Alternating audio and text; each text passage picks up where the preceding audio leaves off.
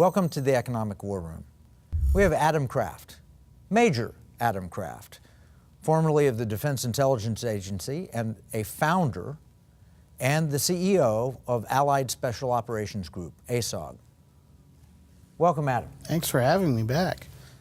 Hey, I want to get a quick battlefield update from you. Tell us some of the things that are going on around the world. We talk about cyber threats, we talk about energy threats, we talk about political threats. There's a lot in the news. Can you tell us some of the stories behind some of these events? Sure. Well, in cyber, we're seeing that there is a focus in the intelligence community as well as general law enforcement, federal, state, and local on mid-sized businesses in the United States, all the way down to small businesses. It's interesting to see the number of attacks that have increased in the last few months just on targets you would normally think of in several industries.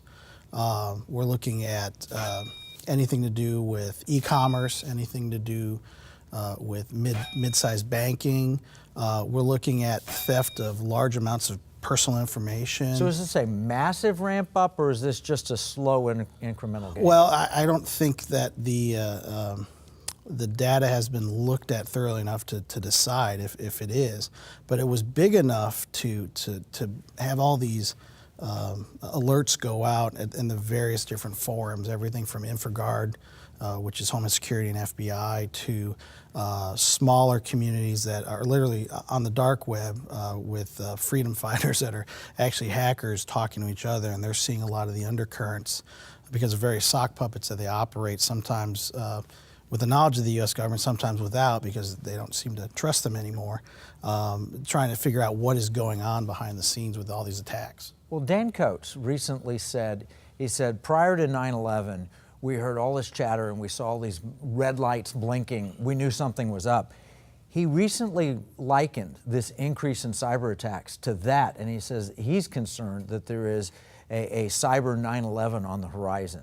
Any comment? There's always been a concern. When I was a strategist at DIA, all the strategists for the different geo regions before the Obama administration sort of downsized that program, all of them had to meet with NSA to figure out what the cyber threat footprint was in their geo regions. And even back then, the period between 2013 to 2016, they knew that this so-called cyber 9/11 was something that is definitely real and could be devastating. We talk about the grid, we talk about the markets. You famously tried to unravel that and tell the public. It's so many different facets of how the planet works that could get just totally unraveled. People are really ready to understand that someone that doesn't like us very much can push a button, and not just to influence an election, but could push a button and change their life for the rest of their life, like taking the grid down or collapsing banks or whatever. But that's still possible, isn't it? Right, yes. The convenience that we enjoy now has really eroded a lot of the security that we did enjoy just from the 90s back. We really can't secure some of those. You mentioned elections. I mean, look what happened at DEF CON. They openly hacked an election machine right there in front of everybody. It took less than 2 hours to do that, according to the media and the people that were there that talked to us. And that's sort of old news, because we knew that was happening, and not only was it possible, it probably was happening supposedly unbeknownst to But the media has officials. never been willing to acknowledge it before it was Right. in their face and it got out to the people. Most people didn't even take notice, though. Right. That's huge Right. news, and they didn't take notice. Well, now the paper ballot movement is now come up again, gusto, and I think there really is something to that. I mean, look at what we did in Iraq. We secured that, let alone our very complicated elections here. Die on fingers, right? Yeah, right.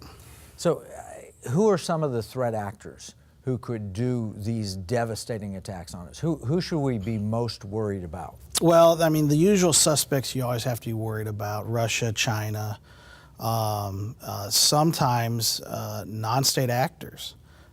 You have interesting corporations that are out there, multinational corporations that would benefit from economic chaos in certain regions. I mean, look what George Soros has published, what he has done, what he did to currencies, and that was before cyber connectivity was at the level it is now. So now it's easier to implement the tactics that he espouses in his own literature. Well, when he broke the Bank of England, he had, a few $billion. He probably has 20, 30 times that today under his control, maybe not directly owning it, but through his Open Society Foundation and so forth. He's probably got $30 billion.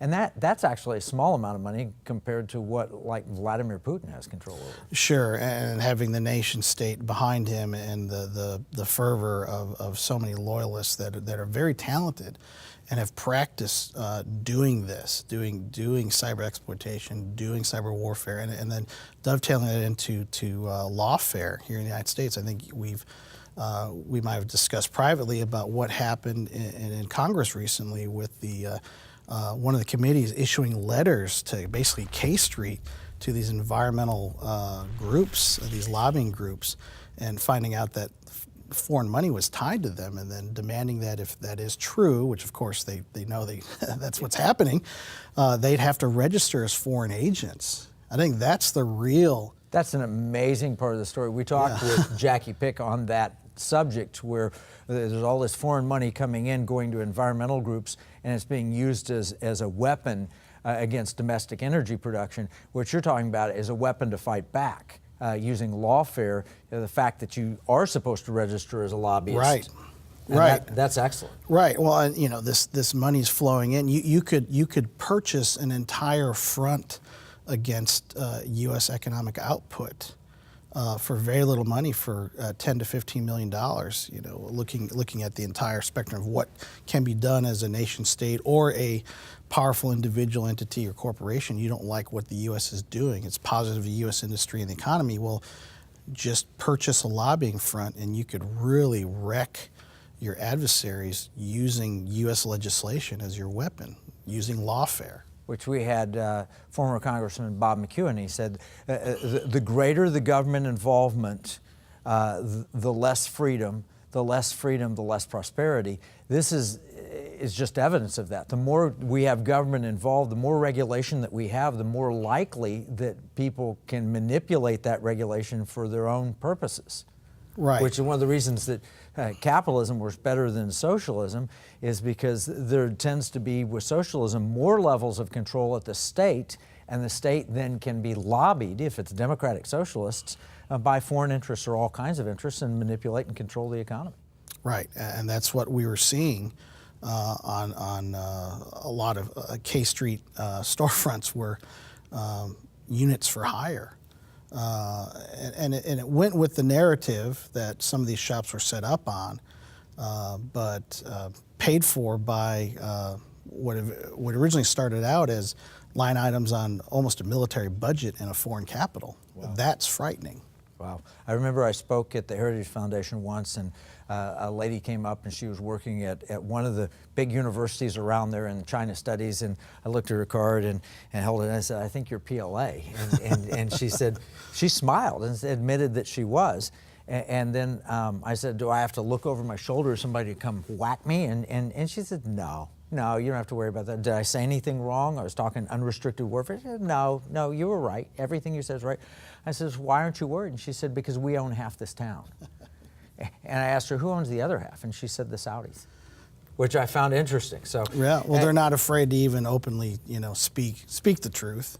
I think the Chinese used to mess with me when I was active duty, and a lot of paperwork ensued afterwards. When I was active duty, before I even went into the intelligence side as a civilian, I used to work with weapons against mass destruction, especially chemical and biological, and Chinese person suspected to be working for them in other capacities would just mention acetylcholinesterase, which is something people following chemical weapons would know about in our body's defenses, and then I would have to spend a night getting debriefed, because the word was there and it was a Chinese national that was supposed to be there for commerce and knew that there was an active duty chemical. Tie people up, jerk them around. If you understand, if you understand the rules that we follow and that we have to there follow, you go. You can jerk around any corporation, you can jerk around government, and so forth.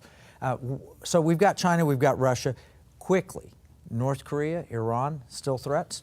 Well, they are, but they're being dealt with. I think you knew that I used to help figure out that portfolio. It's interesting what's going on in Iran and how this administration is dealing with it. And what's going on with North Korea. I mean, the response after we've got the remains of our troops back. I mean, that is progress, because it's the regime does have to be careful. It's amazing. It's amazing. I'm talking to a Korean war vet. It's a very emotional time for them. We could be turning a corner on those two problems finally. Which is amazing because it's a form of economic warfare. I mean, the Iranian press keeps talking about the economic war room, and it keeps popping up in the press and the feeds. And I don't think they're referring to what the work that we're doing. They're referring to what the Treasury is doing and so forth. But they keep talking about the economic war room. Right. We have a carrot and a stick. And with the North Koreans, we offered them a carrot. Welcome to the Brotherhood of Nations. Come be a part and enjoy your economy. Should be able to prosper. There should be trade. Look south of your border and see how much prosperity you can have. So that's a carrot if you act appropriately. And we see the stick happening in Iran right now, because their currency is just literally collapsing. Well, the IRGC went up to Iran, and they expected something they could do. They don't understand the problem. They don't understand the weapons are being used against them. And it's finally, I think, I worked on both those problems for over 6 years, and we're doing more in these last few months than we did in years. Well, they're set up for it so completely. People don't realize that the Iranian government is operating a socialist economy. It is a controlled economy with a dictator running it, but it really is based on the theories of socialism. That's why there was such a tie between Venezuela and Iran. Chavez and Ahmadinejad were buddies because they were following the same economic model. And so the Iranians, all they have to do is look at Venezuela and see the collapse of that model. Right. Yeah, and they can see what's going on. I mean, it's not an impenetrable But the Iranian people are great people. They could have a brilliant future. Yes, it's really going to change the area. It is making some of our allies nervous, like us, the Saudis, because it will change the region once they break the shackles off of these ridiculous regimes. Yeah, it'll help the Saudis in one sense, but threaten the Saudis in another. So, Adam, it's been terrific having you. Well, thank you so much. Thank you again for being here.